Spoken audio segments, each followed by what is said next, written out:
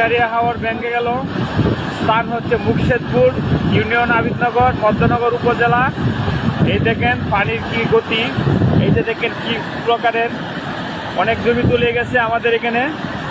দেখেন কিছু করার নাই, চোখের সামনে ভেসে যাচ্ছে হাজারো কৃষকের স্বপ্ন। এই যে দেখেন গ্রামের মানুষ আহাজারিভাবে তারা বসে আছে দুশ্চিন্তাভাবে প্রত্যেকেই দেখেন। এই যে দেখেন সবাই বিভিন্ন গ্রাম থেকে আসা, সবাই আশাহত এখন মর্মান্তিক অবস্থান নিয়ে সবাই অবস্থান করছে।